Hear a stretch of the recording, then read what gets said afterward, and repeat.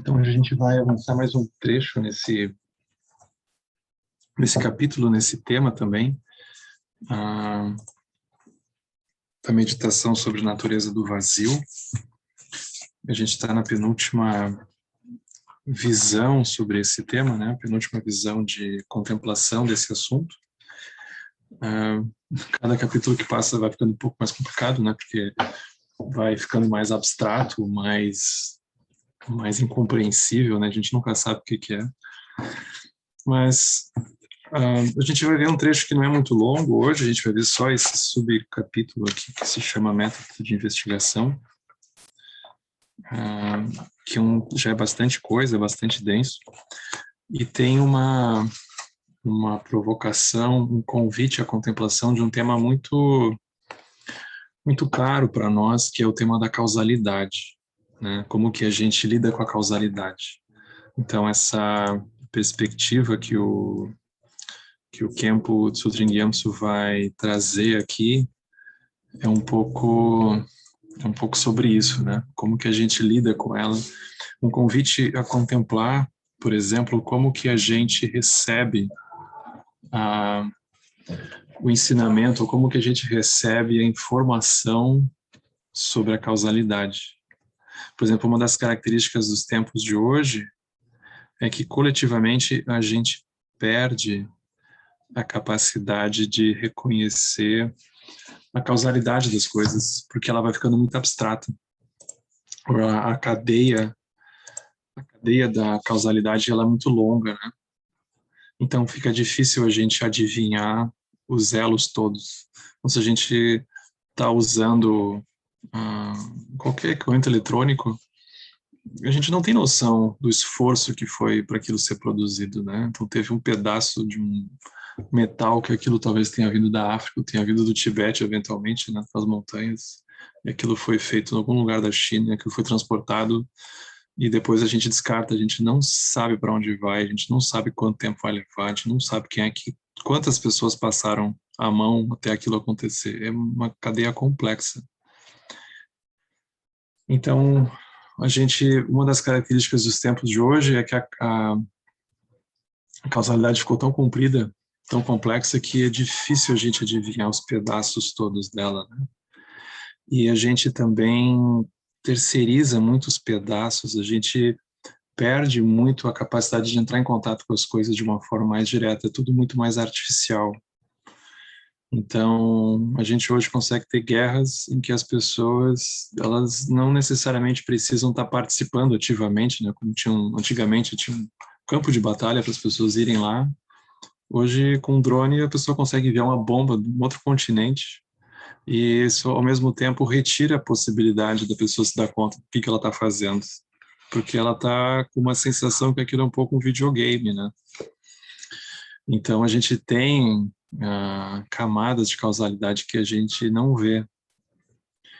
Então, quando a gente começa a se dar conta, e o budismo, num certo sentido, nos ajuda muito a gente quase que recobrar a consciência, né, da causalidade do mundo, das coisas.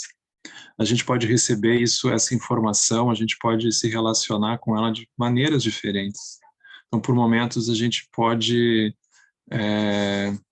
quase ficar com medo, né, da causalidade. Então, a gente fica com medo de fazer bobagem, de dar merda, a gente fica com medo de, pai, agora se eu fizer isso eu vou renascer aonde? Quem é que vai lá me castigar no reino que eu for? Quanto tempo eu vou ficar condenado a alguma coisa?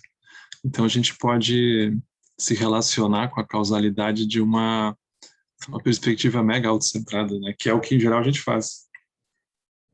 Um pouco, né?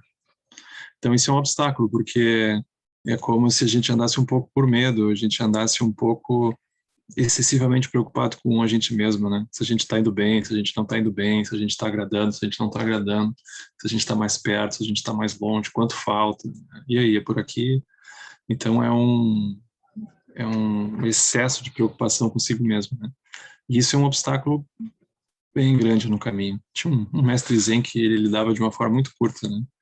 O Lama cita ele às vezes, é o Dai Sansanin, que é um mestre Zen coreano, o Dai Sansanin, ele só dizia, don't check yourself.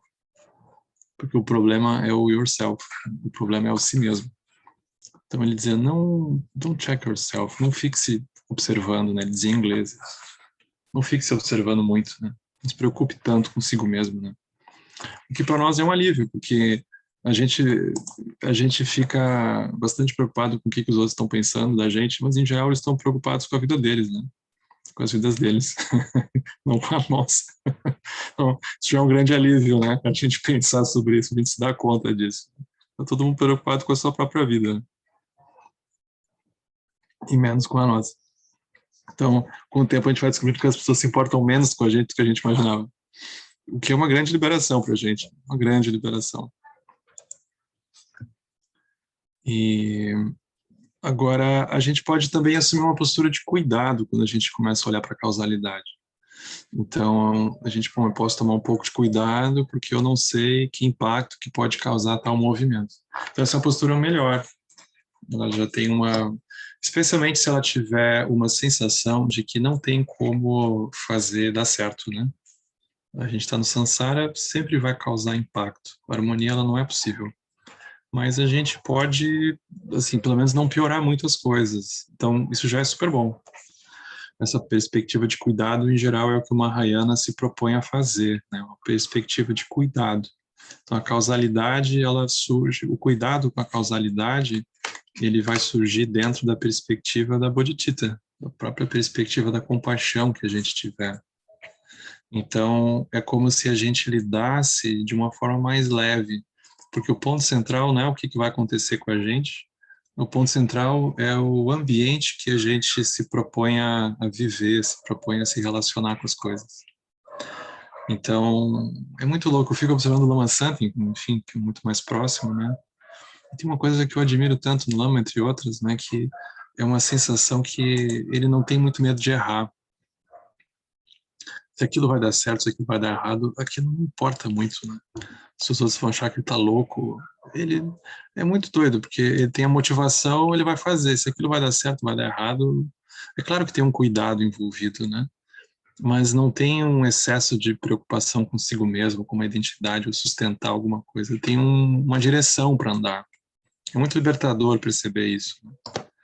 Então, se a gente não tem isso, a gente fica muito mais preocupado com a identidade do que com a direção.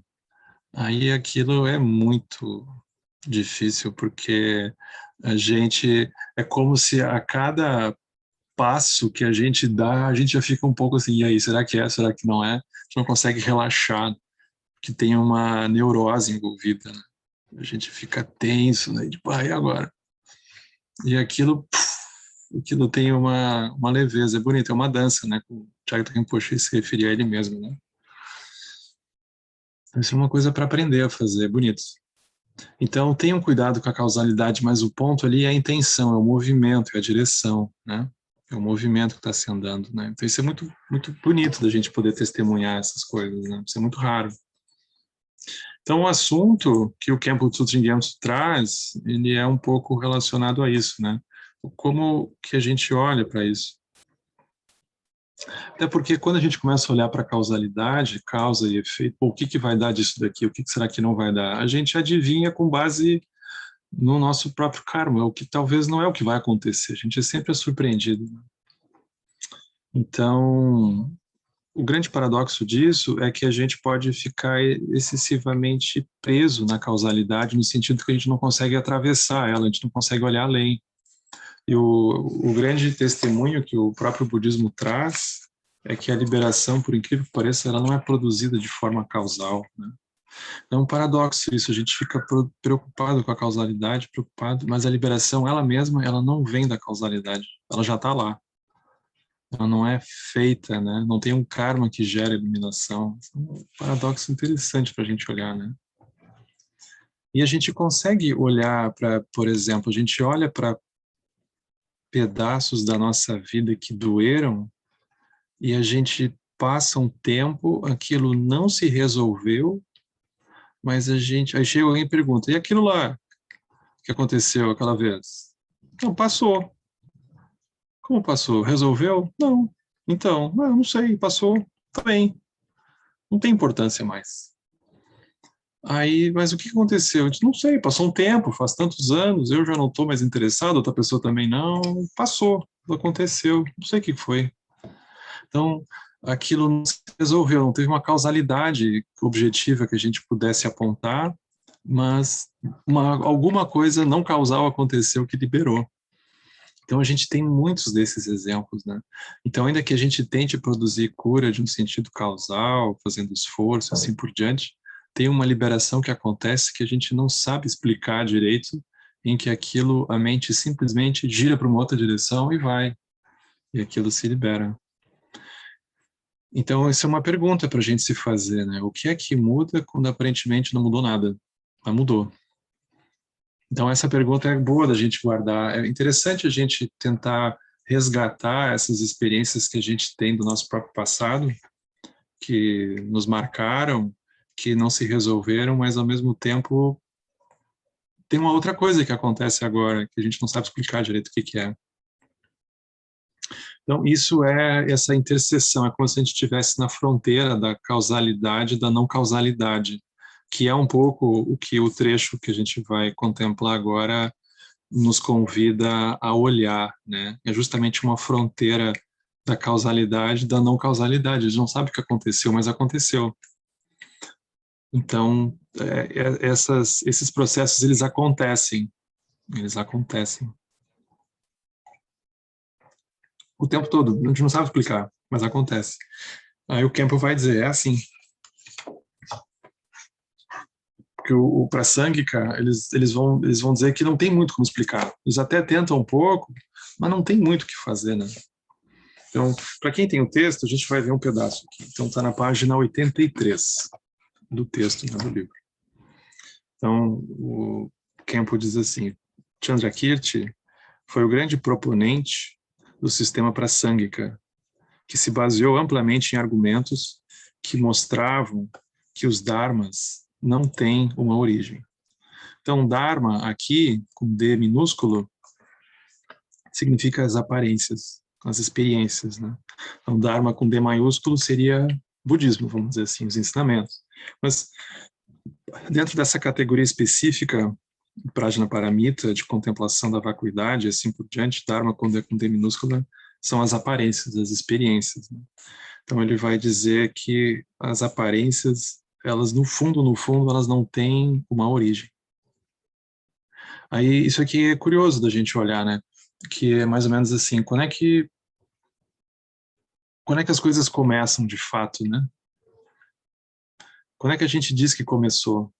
Por exemplo, se a gente olha dentro dos 12 elos, a gente tem os 3 primeiros elos, tem a vidya, que é uma inconsciência, né? Aí disso surgem as marcas mentais, as marcas kármicas, que a gente se identifica. Aí vem o quarto elo, que é uma transição do mundo interno para o mundo externo, que é representado por um barqueiro. Então tá lá, remando, né? Remando, procurando terra firme. O nome do quarto elo, que é muito interessante, é nome e forma. É justamente sobre isso, né? Quando que alguma coisa começa? Quando eu dou um nome para ela. Então, no quarto elo, a gente não sabe dar um nome para as coisas. A gente está procurando algo. Eu quero ser alguém na minha vida.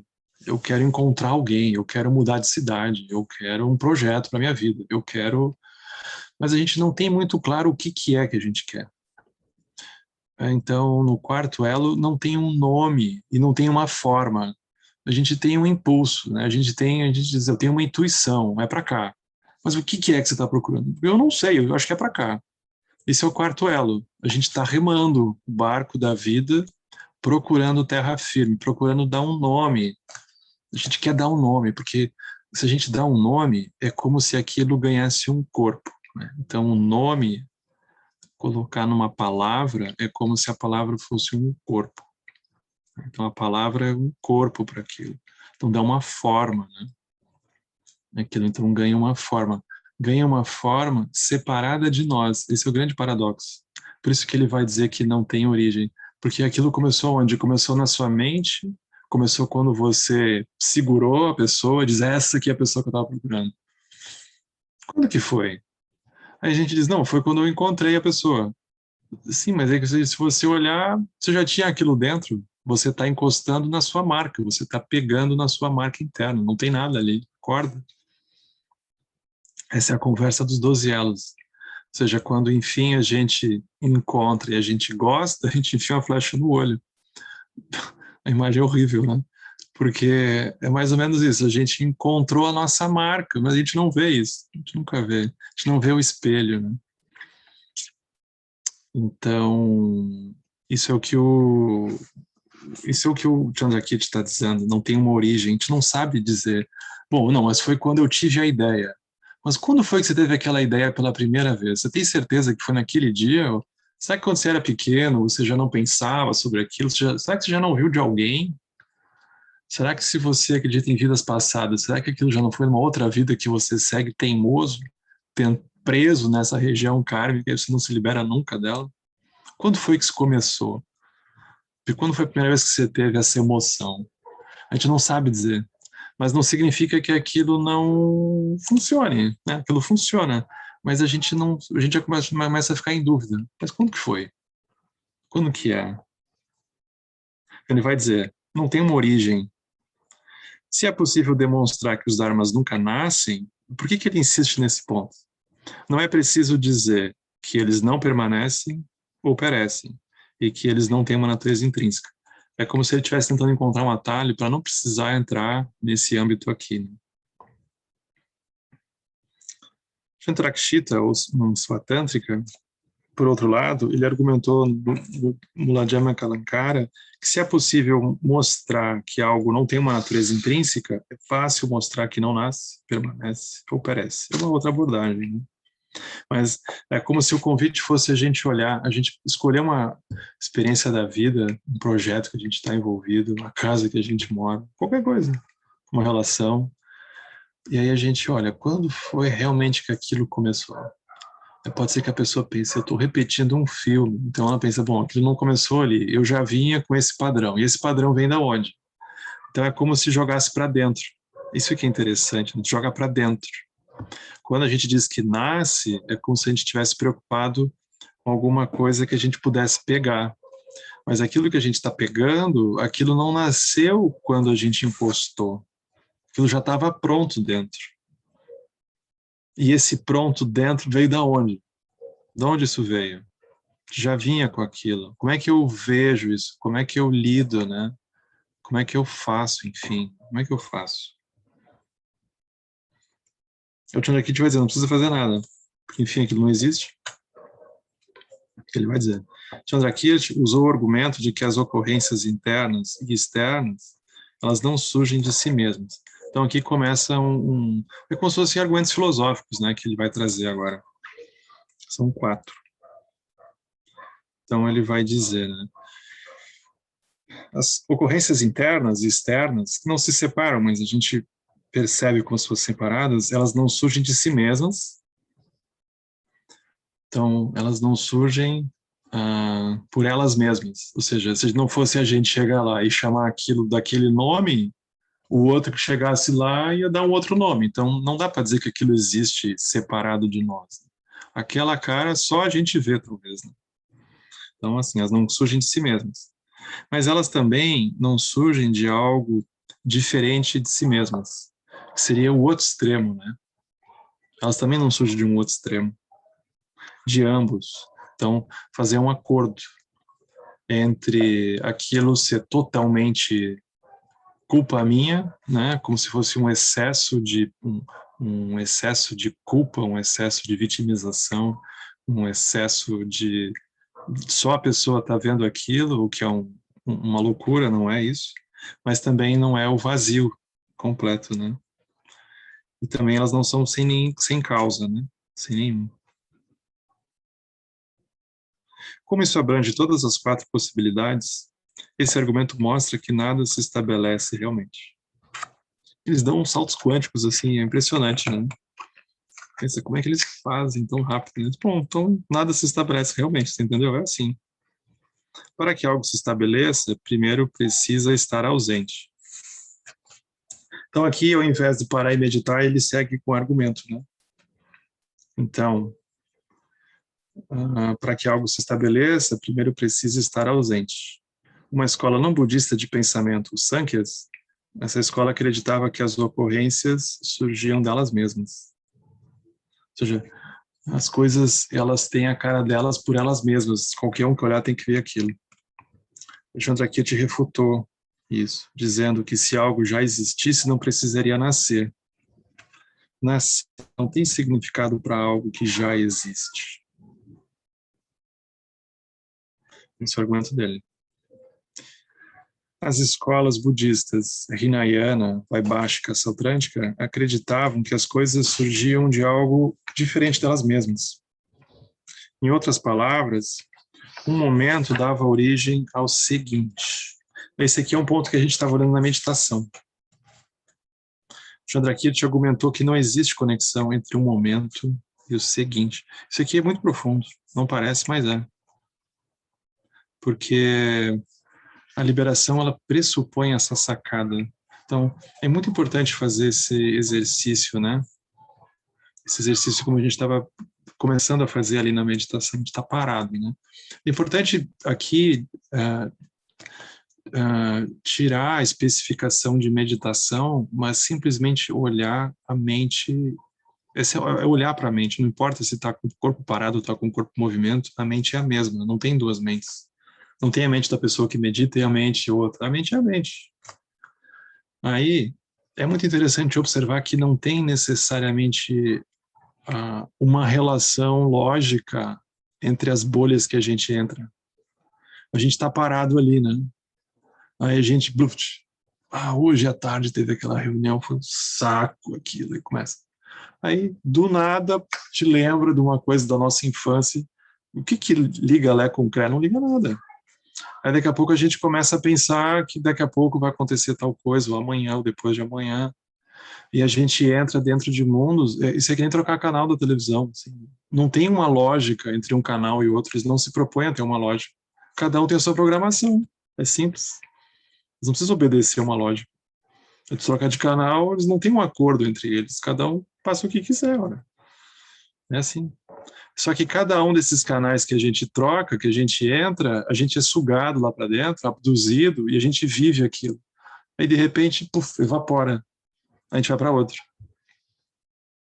A gente vive aquele mundo ali, onírico, daqui a pouco a gente vai para outro. E assim passa a vida. Entre a gente transmigrando de um para o outro. A vida passa assim, né? É o que acontece. Por isso que ele está dizendo, não tem uma conexão de uma bolha de realidade dessas que a gente entra para outra necessariamente. A gente está pensando numa coisa, daqui a pouco a pessoa pensa em outra. Especialmente se a pessoa é elemento ar, isso é fácil. Isso é fácil, não tem problema nenhum. A pessoa muda de assunto assim, com facilidade. A experiência própria. Aquilo não tem uma lógica. Não precisa. Então não tem uma conexão entre o momento seguinte. Isso aqui é muito importante a gente perceber, porque quando a gente olha da perspectiva da identidade, a gente quer ser coerente. E a coerência não é possível. Não tem como ser coerente no samsara, não tem como, porque como é que a mente... Vocês pensem, a identidade que quer ser coerente, ela pressupõe que a mente vai colaborar com ela, né? Diz para a mente colaborar com a pessoa, fala para ela. Aí a mente diz, olha, diz para a mente, olha, agora a gente vai andar nessa direção, entendeu? Tá, aí a mente diz, aham. Aí a mente pensa aquilo, daqui a pouco a mente pensa outra coisa. É óbvio que a mente vai fazer isso, né? Então a mente, ela não é... Vocês, observe a mente de vocês, veja se ela é coerente. Ela não é. Por mais podcast que vocês botem ela a ouvir, mais livros que vocês deem para ela ler, e mais ensinamento que vocês fiquem lá botando para ela, uma radiação, né? Ela não tem coerência. Porque a mente, a base, ele não fala sobre isso aqui de maneira explícita, mas é como se indiretamente ele estivesse nos apresentando justamente essa qualidade livre da mente, que a gente reluta em aceitar, né? Porque a gente quer colocar aquilo dentro de uma agenda, a gente quer colocar aquilo dentro de um quadro, que a gente tem um tanto de controle sobre aquilo. E aí ele vai dizer que não tem uma conexão entre uma coisa e uma outra coisa necessariamente. Mais adiante ele vai voltar a esse ponto. Mas isso aqui é muito importante porque não tem essa coerência do jeito que a gente gostaria, ela não é possível. Isso é uma fonte de aflição para nós. Por isso que ele vai dizer, não tem uma conexão entre o momento e o seguinte. Ele não está negando a causalidade das coisas aqui, ele não está falando sobre isso. Mas ele está falando que a mente gira simplesmente. Então ele fala, um momento ocorre no mesmo instante em que o momento anterior desaparece. Você vê que tem muitos ensinamentos de meditação que eles vão dizer, procure reconhecer que tem um espaço entre um pensamento e outro. Né? Tem muitas instruções que enfatizam isso. Tem um pensamento, muda para um outro pensamento. É uma outra realidade que a gente entra, né? Se fosse uma realidade virtual. Aí eles vão dizer, procure observar que tem um espaço entre eles. Esse espaço sempre esteve lá. Ou seja, não tem uma ponte necessariamente, tem um abismo no meio, tem um espaço. Ele vai dizer, algo que não tem conexão com outra coisa, dificilmente pode ser chamado de sua causa. Caso contrário, poderia ser dito que as trevas foram a causa da luz, ou a luz a causa das trevas, apenas porque uma vem na sequência da outra. Uma não tem nada a ver com a outra. Tem uma história zen muito gozada. O Shunryu Suzuki que conta essa história, né? Que era do mestre Zen, essas histórias antigas do Zen, mas era a história que tinha um monge que ele queria dar certo, né? Ele queria atingir iluminação. Aí diz que um dia o mestre estava andando, passou na porta do quarto dele e viu que ele estava sentado em zazen, né? Sim, fora do horário do expediente. Né? O mestre não falou nada. Aí o mestre vira as costas, sai e pega uma telha de barro, só no Zen, né? E pega uma telha de barro e começa a polir a telha de barro. Com toda a paciência que a gente pode imaginar dessas histórias, né? Aí o monge esse que estava meditando, ele ouve o barulho de alguém lixando alguma coisa e vai ver o que que é. Casualmente era o mestre dele. Aí ele pergunta, o que o senhor está fazendo? Ele disse, olha, eu estou aqui lixando a telha, né? Você não está vendo? Eu estou. Mas por que o senhor está fazendo isso? Porque eu quero obter ouro. Eu pensei, agora ferrou, né? Mas, mestre, ninguém encontra ouro lixando uma telha de barro. Aí ele vira para o aluno e diz, e quem disse que você vai atingir iluminação fazendo zazen? Aí aquilo é muito estranho, porque, enfim, a gente é dito para fazer meditação para atingir iluminação, mas a gente pode facilmente ficar preso na sensação de que se a gente fizer tantas horas, ou tantos meses, ou tantos anos, ou tanto de meditação, aí vem como um produto. Então a gente tem camadas de causalidade escondidas dentro da nossa mente, como se aquilo fosse uma consequência, né? Como se fosse um prêmio guardado, né? Ou como se fosse uma semente que a gente está germinando em algum canto que aflora. No sentido relativo, a gente tem essa imagem, né? Não é para negar isso, mas é como se isso nos retirasse a possibilidade de reconhecer essa qualidade livre da mente que já está acontecendo. Né?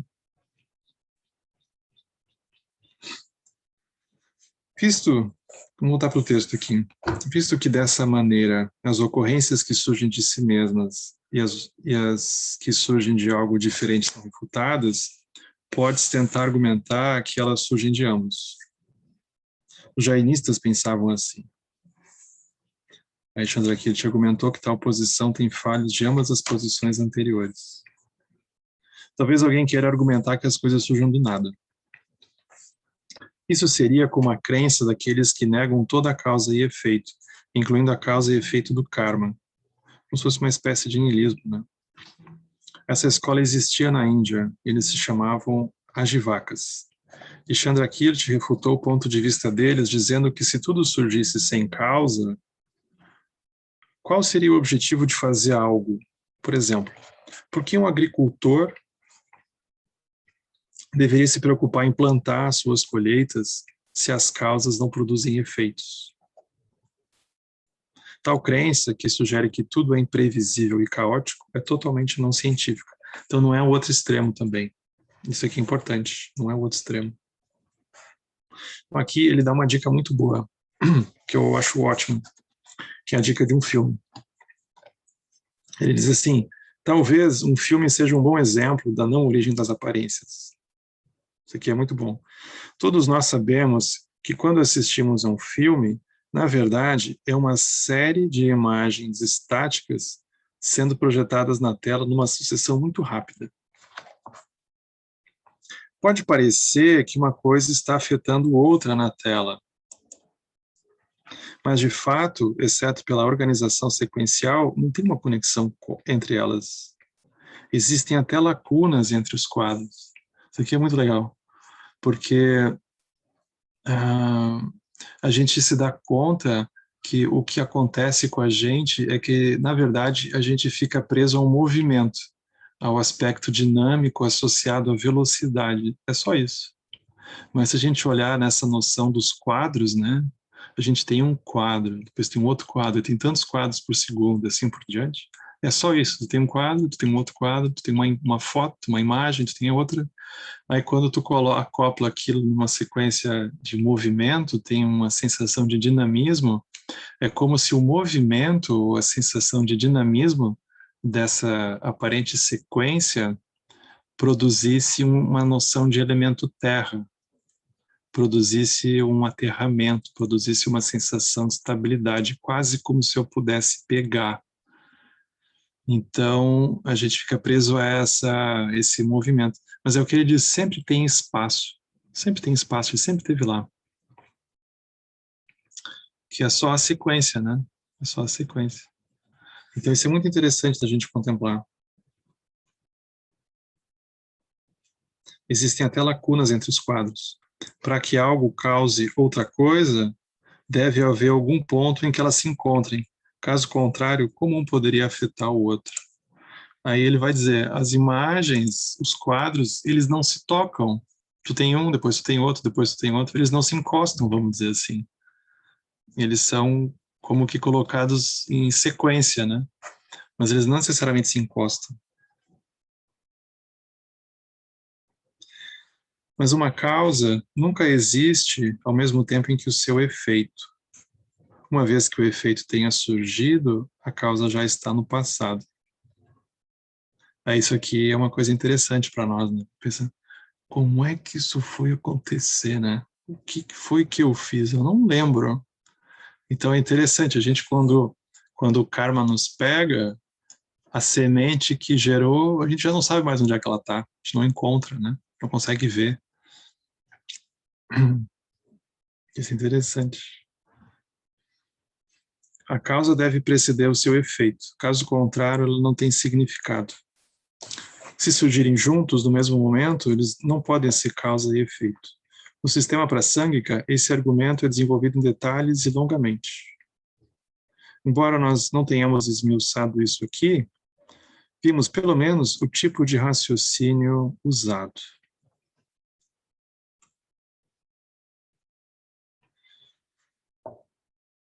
É importante entender que o que está sendo discutido aqui é a natureza definitiva de tudo. Obviamente, no nível mais geral, todos devem concordar que, por exemplo, a chama de uma vela, ela surge do pavio e da cera da vela, e da madeira e da chama de um fósforo e assim por diante.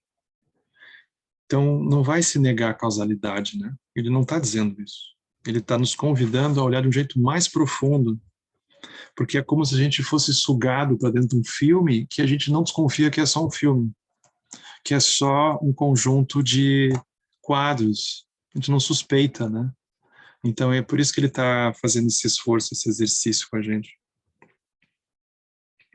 É quando se examina minuciosamente o conceito da causalidade que ele começa a desmoronar.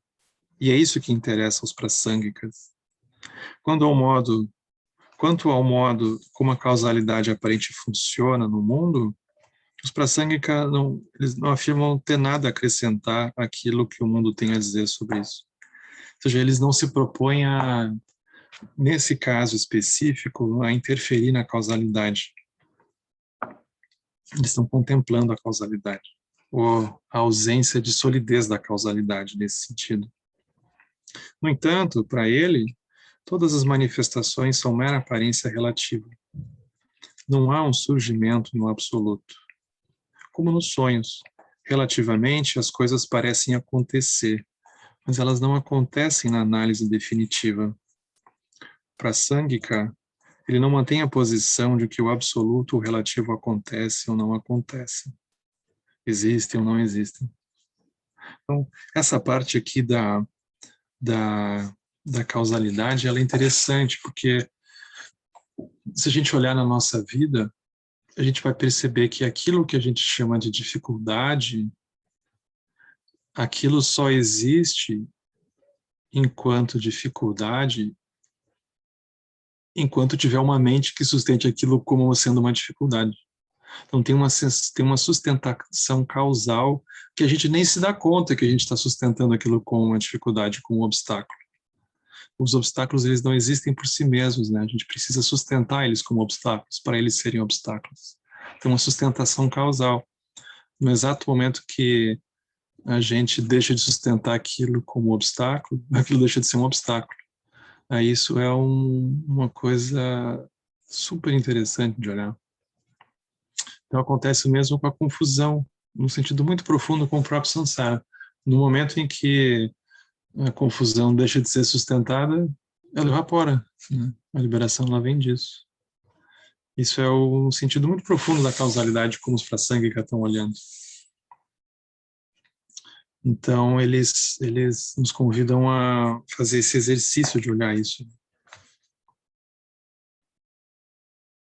Os Prasangikas, eles são muito cuidadosos ao enfatizar que, assim como as ocorrências não são verdadeiramente existentes e são sem origem, elas também não são verdadeiramente inexistentes e não são sem origem. Então, eles não negam, eles não caem no extremo de dizer, então, nada existe, nada alguma coisa. Eles só convidam a olhar de maneira muito profunda. Por quê? Porque tais posições de negar a causalidade, elas são igualmente insatisfatórias. Porque se a existência verdadeira não existe, então também não pode existir o seu oposto, a inexistência verdadeira, uma vez que ela só tem um significado em relação à existência. Se da mesma forma não houver surgimento, não há o não surgimento. Isso é sempre a dualidade. Né? Dessa maneira, eles garantem que todos os conceitos positivos e negativos, eles sejam negados e que nada seja afirmado no seu lugar. Eles não procuram botar alguma coisa no lugar. Né? Eles vão andando num caminho de deixar de sustentar, só isso. Em outras palavras, o sistema prasangika, ele está além de qualquer apreensão mental. Porque é tão complicado que a pessoa desiste, né? Além de qualquer apreensão mental. A pessoa dá um nó na cabeça, a pessoa desiste, ela está mais perto. Aliás, quando se diz que prasangika não mantém posição ou ponto de vista, isso significa que ele não acredita verdadeiramente em nenhum ponto de vista ou posição rígido, né? Nem mantém nada como sua opinião absoluta e final. Eles são lisos, basicamente. Você nunca consegue pegar, eles são escorregadios. Isso não significa que Chandrakirti, por exemplo, não podia dizer eu sou Chandrakirti e moro em Nalanda. Apenas dizer algo não significa que alguém considere definitivamente verdadeiro. Isso aqui é uma malandragem. A razão pela qual não nos aprofundamos aqui em todos os argumentos detalhados usados por Chandrakirti e outros comentaristas é que estamos falando sobre a abordagem do meditador, do meditante. Isso aqui que nos interessa. Jangon Control Rinpoche, na sua Enciclopédia do Conhecimento, no capítulo sobre Shamatha e Vipassana, maravilhoso isso aqui, ele explica que o meditante, o meditador, ele só precisa analisar intelectualmente por um período muito breve, apenas o suficiente para se convencer da maneira de meditar. Ou seja, a gente contempla um pouco, mas aí depois a gente imediatamente já para e tenta ficar vendo, tenta relembrar, tenta trazer exemplos da vida, tenta focar naquilo, né? Mas não precisa queimar os neurônios todos pensando. A gente pega os trechos que nos tocaram, que nos marcaram, que fizeram sentido, e a gente leva aquilo para o silêncio e tenta tornar aquilo vivo. Esse que é o ponto. Né? Por isso que ele diz que o que a gente precisa é isso, não precisa ser um período muito longo, né? Pode ser um período breve, mas o suficiente para se convencer da maneira de meditar. Nesse ponto, ele deve abandonar todas as dúvidas e indagações intelectuais e repousar sua mente de uma forma natural, sem qualquer artifício conceitual. É claro que, se ainda houver dúvidas, terá que voltar repetidamente às etapas de estudo e reflexão da prática. Ao efetivamente meditar, no entanto, é preciso deixar todas as dúvidas desaparecerem e repousar a mente sem artifícios. Aí é tornar vivo, né? Como tornar isso vivo? Então, se aquilo for uma lembrança de uma ideia, aquilo não tem força diante do karma. O karma vem e leva a ideia junto. Não tem força diante do karma. Por isso que ele diz que a gente pega... Isso é a maneira de praticar, né? A gente pode voltar para os trechos que fizeram sentido, que marcaram, e a gente tenta voltar e tenta tornar aquilo vivo, né? Então, isso é a sugestão para esse trecho, método de investigação. E semana que vem a gente vê essa parte aqui, no final já, a gente termina esse capítulo. Semana que vem. Mas é isso. Então, a gente para aqui com o texto, para a gente poder conversar um pouco.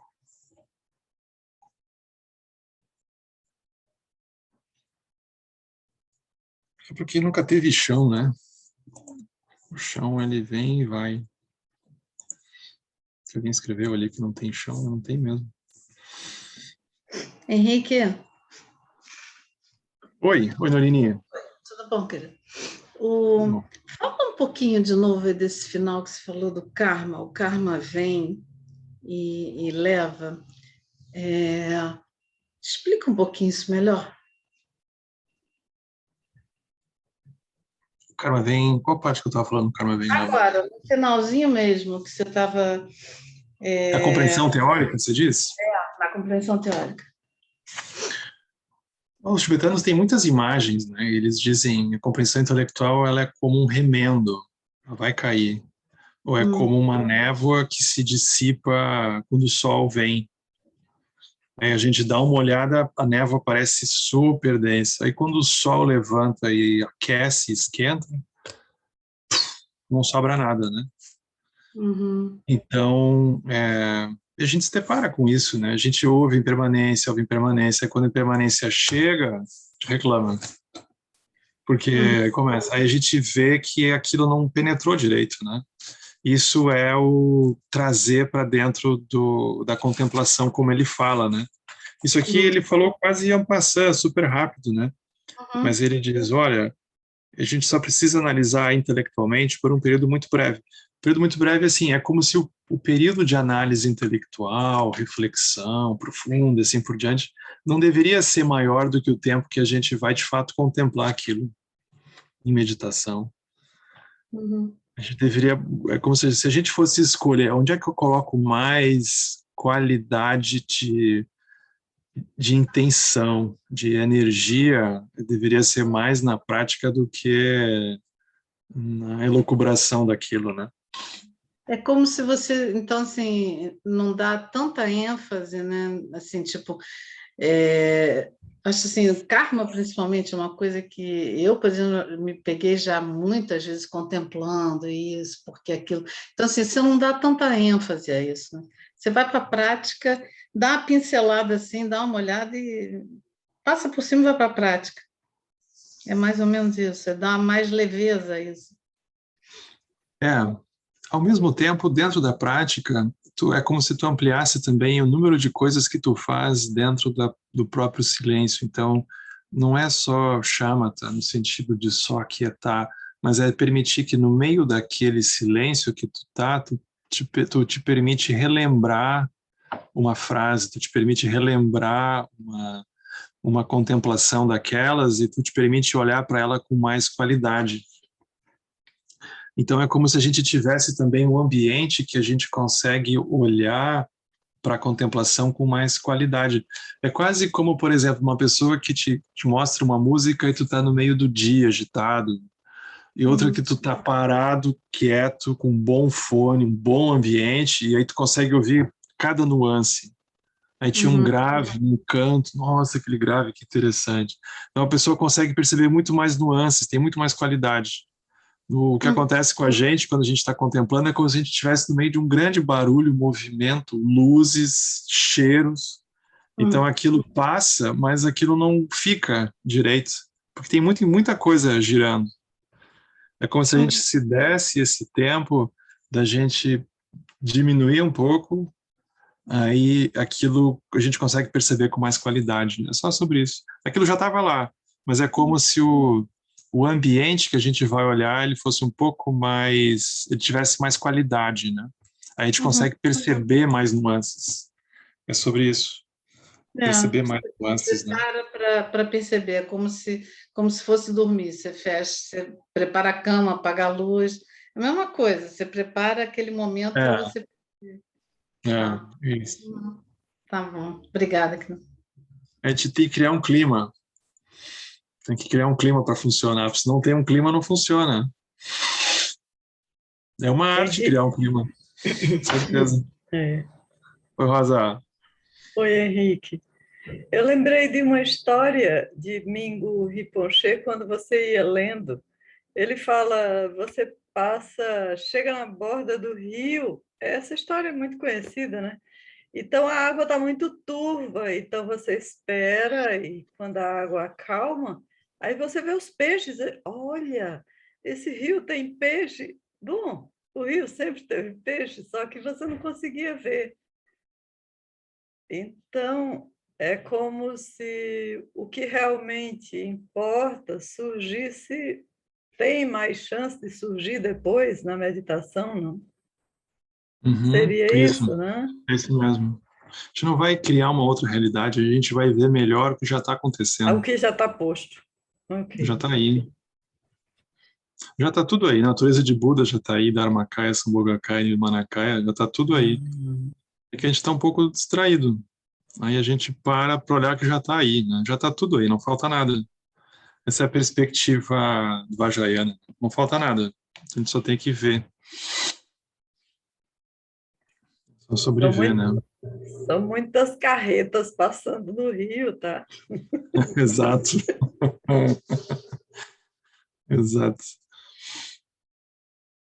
Mas tem uma diferença muito grande, né? Isso que é o terceiro giro da roda do Dharma. Tem uma diferença muito grande entre a gente partir no caminho de uma posição de carência, do tipo eu não tenho nada e assim por diante, né? Como se fosse uma posição de falta, de uma posição em que a gente pensa assim, eu posso não estar vendo, mas já está tudo aqui. Como que eu vejo? Mas já está tudo aqui. Então, é uma posição em que tem um orgulho Vajra, como eles dizem, né? Tem uma confiança. Eu só não estou vendo, mas já está tudo aqui. É só ver. Daqui a pouco eu pisco e eu vejo, mas já está aqui. Então, é muito diferente da gente sair de um lugar assim que a gente se chicoteia, eu sou um ser horrível, eu vou renascer, reino não sei onde, eu só tenho karma, e eu não vejo nada, e não tenho nada, eu tenho que fazer prática, eu tenho que alcançar tal coisa. É como se fosse uma posição um pouco mendigo, né? O pior termo, sentido, né? E não, já está tudo lá. Como é que eu faço para ver? Né? Então a gente consegue relaxar de uma maneira diferente, né? A gente consegue relaxar, a gente precisa disso. É difícil relaxar se a gente não tem essa confiança, por exemplo. A gente não consegue relaxar verdadeiramente. Pensa, como é que eu vou relaxar se eu não tenho? A gente não relaxa, a gente fica nervoso, a gente fica ansioso. Mas eu nunca vou conseguir chegar lá. Daí a gente começa a fazer contas, né? Mas como é que eu vou fazer? Vai dar muito trabalho, né? A gente não relaxa nunca. É muito gozado. Mas a gente tem que se lembrar dessas coisas, né? As preces, enfim, a prática toda é para isso. Né? Oi, Tamara.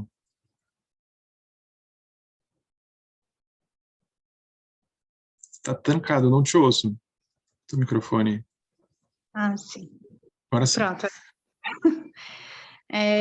Eu estava pensando, Henrique, eu atendo muita gente que reclama de déficit de atenção.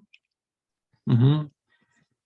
E é como se você quisesse o foco, quando o foco vai na contramão, né, de todo um processo, assim, porque eu estava falando para uma paciente essa semana que, como ela falou para mim, assim, eu estou com um problema de cognitivo. Aí eu ri, assim, eu falei, cognitivo? É, porque eu não consigo, uma pessoa fala alguma coisa para mim e eu não consigo memorizar aquilo, não consigo, o meu pensamento voa. Aí eu comecei a parar, assim, fui perguntando para ela, né, como é que era isso, né, desse esquecimento, como é que acontecia, né, e fui meio que investigando junto com ela. Uhum. E aí a conclusão da gente, né, a mente dela tá tão acelerada que as pessoas falam as coisas para ela, ela também não sabe o que fala, às vezes, e tipo, alguns segundos depois ela esquece. E também ela não consegue focar a atenção naquilo que a pessoa está dizendo, e daí ela esquece totalmente também. E aí acontece isso, né? Que você falou da mente meio ar, né? Do pensamento, né? Que começa com uma coisa e daqui a pouco. Isso é muito comum, assim, quando eu estou atendendo, perceber essa variação, assim, de todo canto a mente atira, assim, né? A maioria dos meus pacientes, eles têm essa... E não só eles, né? Mas eu percebo hoje que todo mundo, assim, tá meio com essa mente... não é que a mente precise ser linear, né? Mas é tão acelerado ali que a pessoa não consegue começar um pensamento e terminar o mesmo pensamento, assim. Ela já entra em outro assunto, em outro, e eu acho engraçado, assim, porque eu tenho que fazer um exercício, né, de, às vezes, memorizar onde é que a pessoa estava para eu continuar, né? Ajudar ela, né? Ajudar ela também a se entender, né? Ela fala, eu nem sei mais o que é que eu estava falando, tipo, você falou isso, isso e isso. Enfim, aí isso tudo para chegar no ponto que, como é que você vai trabalhar nesse sentido, assim? É como se a mente tivesse tão acelerada também que ela não consegue parar para fazer uma prática, né, de silêncio. Eu tenho uma dificuldade enorme, assim, as pessoas me procuram querendo meditação e etc., mas ao mesmo tempo elas não conseguem fazer essas práticas. Então eu sempre estou falando para elas tudo assim, mas elas nunca, aquilo entra também na mente e também desaparece ali. Assim, Eu acho que todo mundo que tem celular tem déficit de atenção hoje em dia. Todo mundo que acessa a internet tem déficit de atenção. Acho que não tem como escapar. Eu olho porque lá no Jatavana, né, no Canyon Josafaz, tem alguns senhores de idade, assim, que eles não têm celular. Esses seres existem. E eles andam a cavalo, uma realidade paralela, assim. Volta e meia, agora que eu estive lá semana passada, eu parei na estrada e conversei com um deles. O senhor, ele tem uns quase 80 anos, ele anda a cavalo. Né? E a sensação é como se você estivesse assistindo aqueles filmes dos anos 50, sabe? Faroeste Spaghetti, que você tem aquelas tomadas assim que o cara chega no bar e aí você passa 10 segundos, que hoje em dia ninguém tem paciência para isso, mas você fica 10 segundos olhando só a cara do personagem aquele, né? Escorre uma gota de sangue assim. Aí dá mais 5 segundos lá que ele bota a mão na cintura que vai puxar o revólver. Passou 2 minutos do filme. Para a mentalidade de hoje em dia, a pessoa já está sem paciência com o filme, né? Poxa, que saco esse filme. Mas é muito interessante porque é como se fosse um espelho da própria temporalidade daquela época, né? A mente era menos acelerada, né? Interessante como enfim, o cinema também repercute isso, né? E esses senhores lá é muito interessante, esse que eu estava conversando, né, o seu Adair. Aí você fala um assunto com ele, aí de repente tem uma pausa no meio da conversa.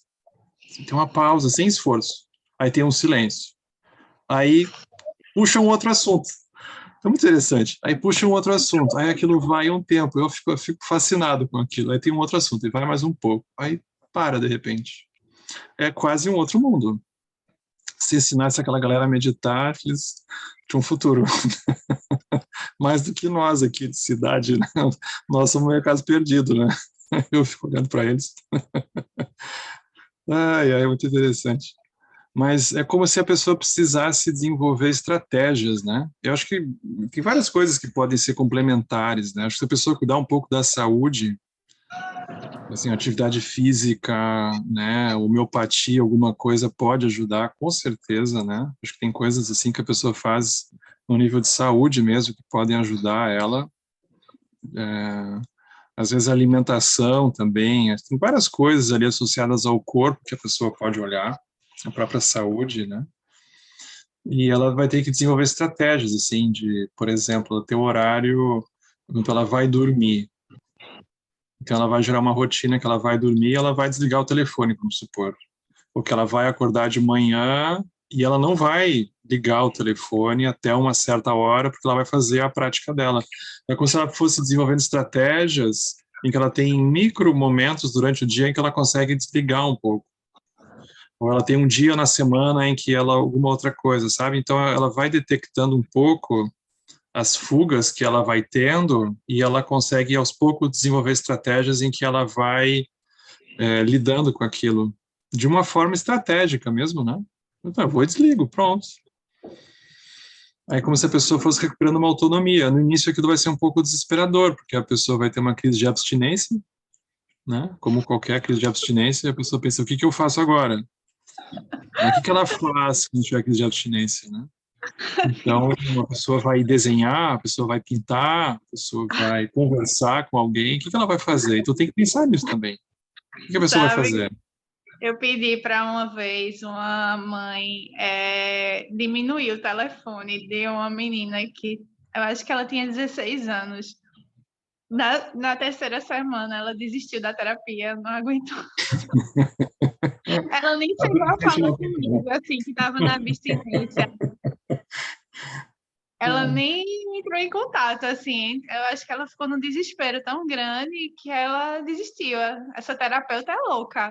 Mandou eu diminuir. Eu nem disse para tirar o celular, eu não ia fazer isso. Sim. Eu só falei para diminuir.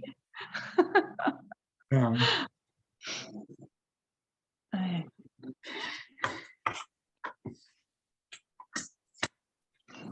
Em Retiro, vou botar a porta giratória lá, né?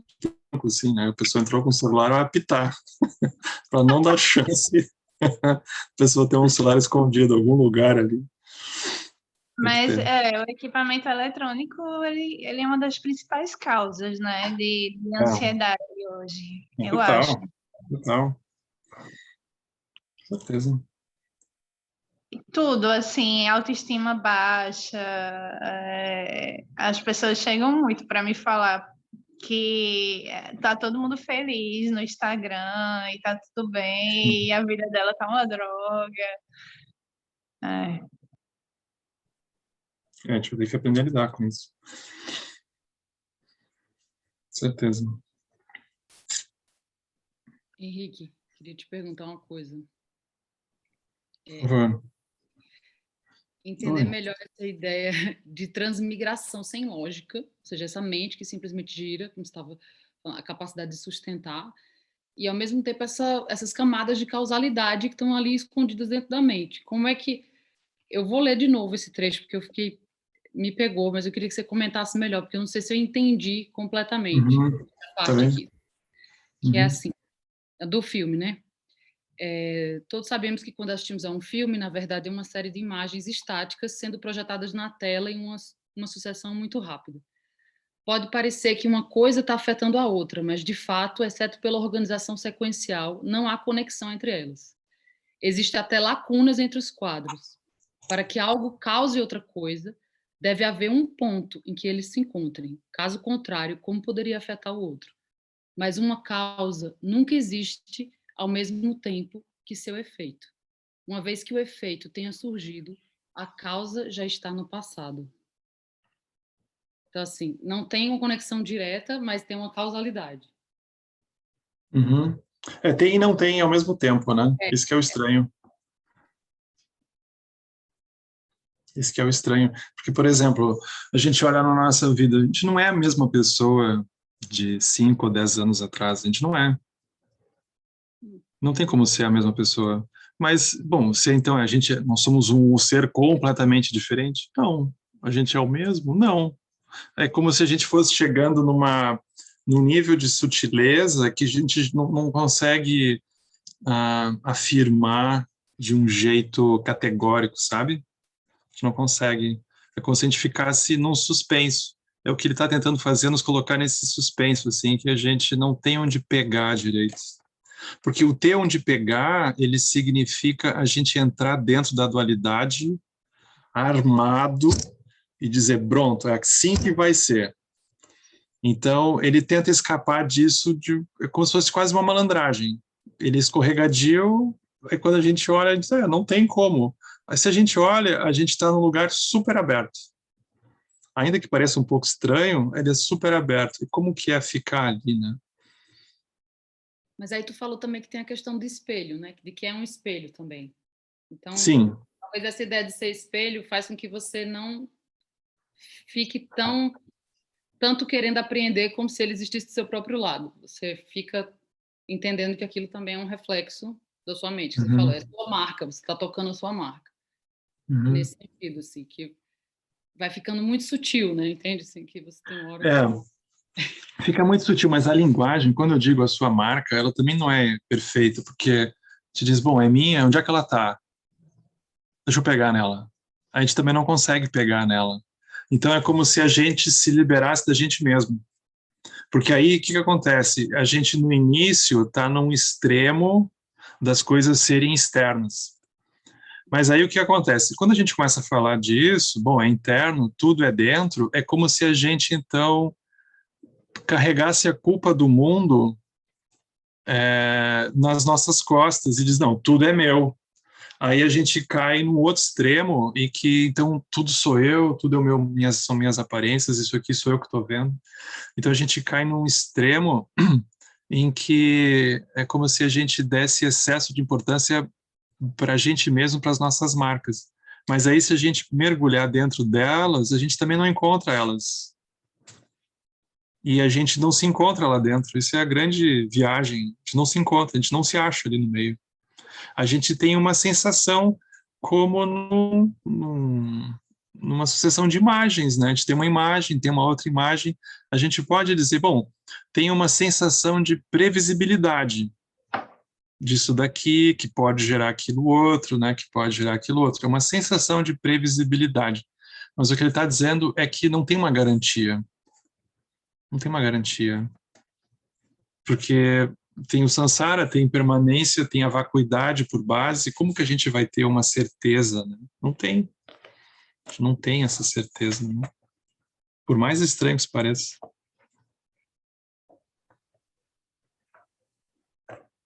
Então, isso já é assim, né? Isso já é assim. É interessante a gente olhar, por exemplo, coisas que já morreram, mas a gente ainda não deixou morrer. Aí, quando, enfim, aquilo morre, a gente pergunta, quando é que foi que aquilo morreu? A gente já não sabe dizer. Aquilo morreu. Mas a gente estava lá sustentando aquilo. Aí alguma coisa nasceu. Isso é transmigração, né? Nasceu quando? Nasceu quando eu fui, nasceu quando nome e forma. Quando eu dei nome, dar nome significa falar, significa o quê? Aí quando eu falei, quando eu dei, não, mas eu já sentia. Não, mas o que que é? Não, eu sentia que eu devia fazer tal coisa, que eu devia ir para tal lugar, que eu devia alguma coisa. Então, quando foi que aquilo nasceu? A gente também não consegue definir direito. Então, é isso que ele está dizendo, a gente tem movimentos que a gente tenta capturar, mas eles são sempre movimentos, eles não ficam parados porque a gente deu um nome para eles, a gente tirou uma foto. Eles seguem se movendo. É como um pássaro que está se movendo, a gente tira uma foto, mas ele seguiu a viagem dele, a gente tirou uma foto, mas ele seguiu.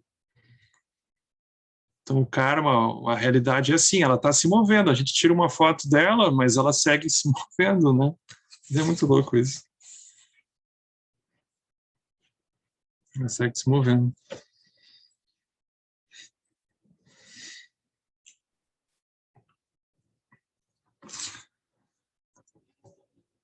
Obrigado. Obrigada a você. Oi, Tamara. Oi, Henrique, oi, gente, tudo bom? Tudo bom? Você falou sobre sustentar os obstáculos, né? E que quando a gente faz isso é mais difícil de relaxar. Aí eu super achei parecido comigo essa parte. E quando, assim, quando vem um obstáculo, eu costumo encarar ele como um problema, realmente, né? E aí eu fico tentando olhar e analisar esse problema para ver se eu desmonto ele, ou se eu perco medo, ou se ele diminui.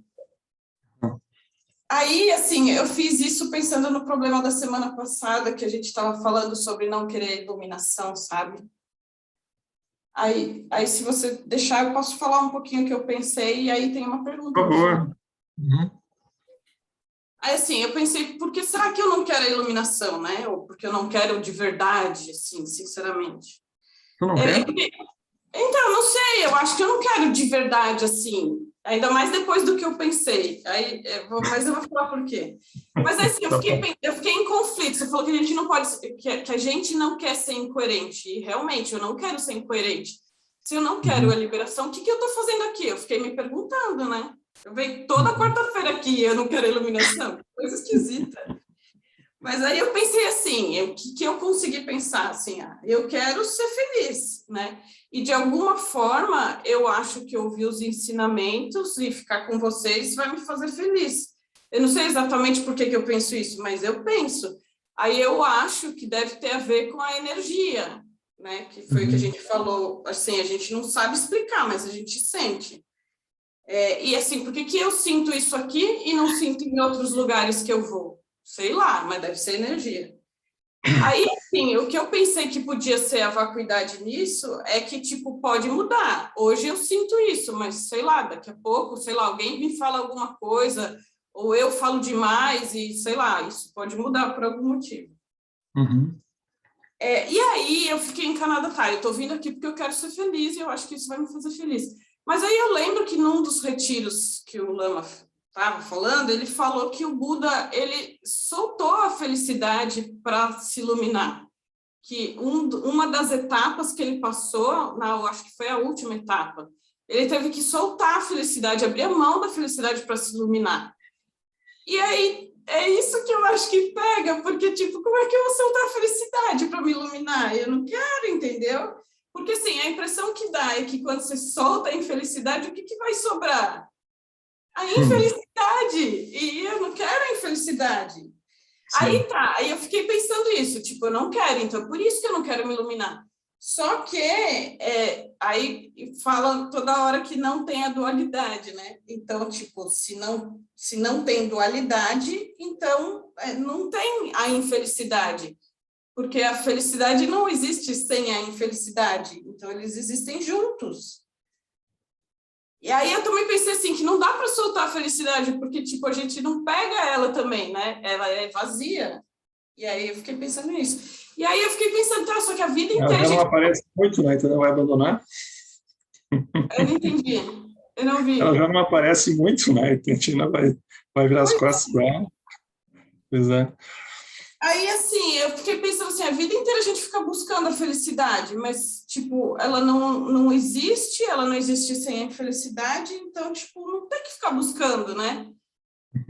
Só que, porque também não tem o que encontrar, mas a gente vai fazer o quê, então? Aí tá, vai curtir o momento, vai viver o presente, né? A presença que eles falam. Mas se deixar assim, ao Deus dará, a gente vai só buscar o que gosta também. E aí, assim, eu não fico viajando, entendeu? Tipo, eu não posso não buscar nada, porque senão eu só vou fazer o que eu gosto, mas eu vou buscar felicidade, ela também não existe. Aí eu não sei.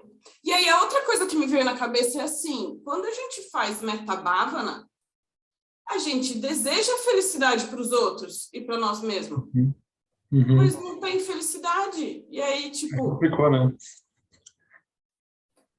E aí tá, eu tipo, nem devia fazer isso, só devia descansar, mas ainda não aprendi a descansar, então. Agora até eu fiquei confuso.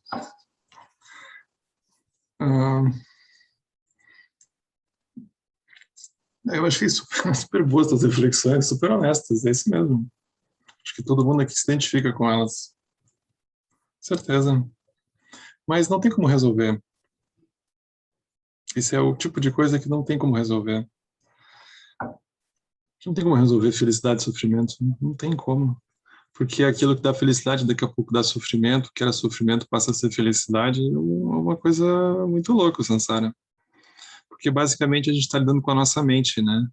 Só que a gente não se dá conta, a gente acha que está lidando com o mundo.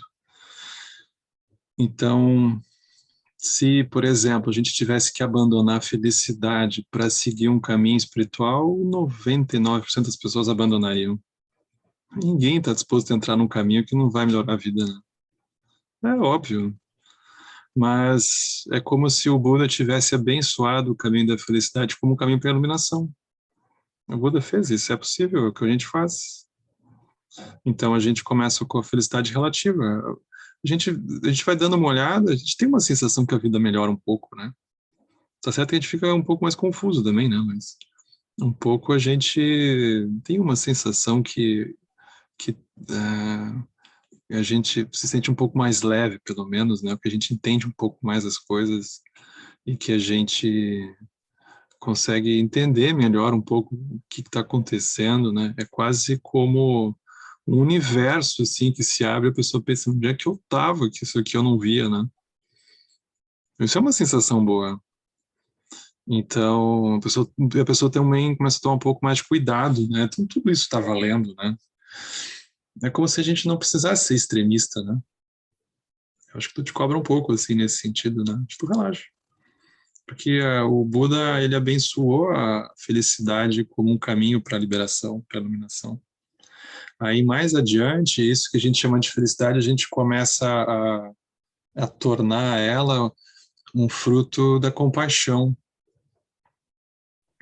Então, não é que a gente abandona a felicidade se amplia, na verdade, porque ela começa a vir de outros lugares, que no início a gente não suspeita que aquilo é possível. Mas é como se com o tempo a gente vai vendo que ela surge de outros lugares, aparentemente impensáveis, né? Então é como se a felicidade se ampliasse e no fim a gente já não chama mais de felicidade. Aquilo é o jeito mesmo. Então, não precisa se preocupar. Por exemplo, não faz parte do contexto desse texto, porque ele não se propõe a esse tema da bodhicitta, né, da compaixão, mas ele é totalmente relacionado à felicidade, porque a felicidade vai brotar de lá de dentro, com certeza. A felicidade vai brotar da contemplação da vacuidade, porque o sofrimento, ele vem de uma visão estática das coisas, uma visão congelada das coisas. Ninguém consegue encontrar uma sensação de felicidade que dure um pouco mais do que um tanto dentro de uma visão congelada das coisas.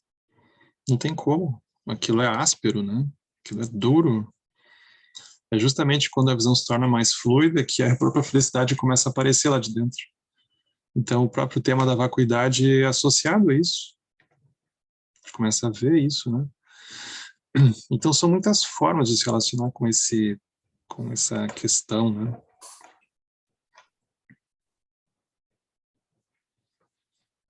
Mas aí se tu olhar para ti mesmo assim, tu pensar, eu tenho que fazer um grande sacrifício, que é abrir mão, aí é como se tu estivesse criando uma heroína. E aí isso é super contraproducente para o caminho, porque é como se fosse uma reificação da realidade e é uma reificação da realidade da gente mesmo, né? Mas o caminho ele não é por aí. O caminho é justamente, a gente segue pelo caminho da felicidade até o fim. Isso é possível. Mas é como se a pessoa... Os tibetanos, eles dizem que o segredo mais bem guardado da felicidade é a compaixão. O segredo mais bem guardado. Porque é onde a gente não olharia. Isso aqui é interessante, né?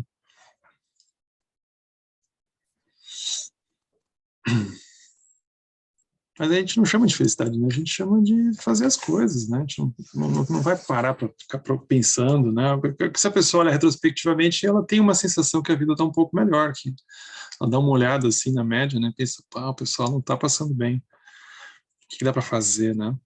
Então vai surgindo uma sensação nesse sentido, né? Mas tu não para te autoanalisar e dizer, bom, eu estou feliz. É como se não fizesse muito sentido, né? Tipo, você vai seguindo com as coisas, né? A gente vai seguindo.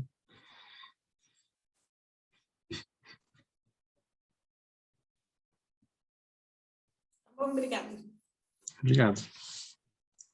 Oi, Maildo. Quero agradecer ao grupo e à Tamara, porque essa palavra da Tamara me abriu, assim, porque me lembrou como o Lama traz os Com a ensinamentos Tamara a das gente faixas, combina né? todo dia antes de começar o estudo que ela vai, ela vai falar alguma coisa. Porque como o Lama nos traz sobre as faixas, né? Então, como tu falou em Bodhicitta, que seria essa faixa 3, então o primeiro movimento é nós nos afastarmos dessa posição de mente do -1, né? Daí a gente olhar para o 0, para o +1, para o +2. Isso é complicado, né? Essa Então, numeração aí. Isso é do pessoal de exatas, né? O pessoal de humanas eu nunca uso essa coisa aí, mas o Lama criou essas faixas, né? Começa a botar isso número no meio que atrapalha tudo. Sabe que me agrada bastante, porque nessa posição de mente, a gente vai vendo as contradições que tem, né? A gente vai vendo as contradições que tem nesse campo, assim, pelo menos no meu caso. Então, essa felicidade é a gente tendo essa consciência que a gente aspira a ser um caminho do Bodhicitta, né? Para isso, a gente vai passando por essas faixas, né? Então, em todo dentro desse conjunto já está colocado a felicidade, pelo menos foi a sensação que eu Ah, tive com a palavra da uhum. Tamara. Assim. Isso, exatamente. Uhum. Obrigado, Marildo. Tá, então, a gente vai fazer a dedicação. Que os méritos deste encontro se expandam e toquem a todos. Que o Mestre Universal da Paz e da Compaixão, Sua Santidade Dalai Lama, juntamente com todos os mestres de todas as tradições que veiculam essa mensagem, tenham longa vida. Que todos estejam a salvo de gerar pensamentos negativos, o obstáculo mais destrutivo. Que esses pensamentos nunca surjam em nossa mente. Que todos os seres também estejam livres de pensamentos negativos. Kingo Chosun Rindu Chedzen Sasum Chapapel Dradil Chosun Namana Hidraudu Sungele Show.